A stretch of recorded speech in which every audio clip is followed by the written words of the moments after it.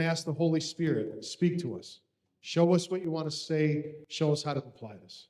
Because I really believe that a church will become a dynamic organism when every single person begins to learn to hear the voice of God, respond to his voice, and no longer builds their identity and their limitations on the lies of the devil. Because just remember this.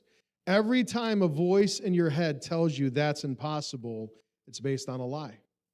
It's based on a lie. And once you realize that with God, all things are possible, you might be thinking, man, someday I got this dream to start this business, but I need $1 million to start it. Well, guess what? God has all the money. And here's the crazy thing about God. You begin to pray and fast, and you begin to take, and this is the thing. You need whatever God is speaking to your heart, you need to take it, write it down, put it up on the wall, and start praying about it. Because you don't write it down, all it remains is a dream. But the minute you write it down, it becomes a vision and a mission.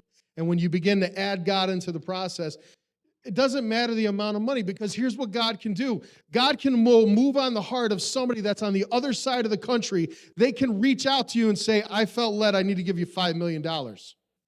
And if you're like, Dave, that doesn't happen, I would tell you, go talk to Jim Cymbala. Because when Jim Cymbala was building their new building and refurbishing it, at first they did it, then the people told them, well, you underestimated the cost. It's actually going to be $6 or $10 million or something. And Jim had like a month to come up with this money and got away. He was praying. He's seeking God. He's like, God, I know you want us to do this, but this seems impossible, and we're trusting you. And Jim just began to pray and trust the Lord. He said he felt very, very overwhelmed. But then all of a sudden, he gets into office after being away with the Lord. First envelope that comes in, $1 million. Next envelope that comes in, $1 million.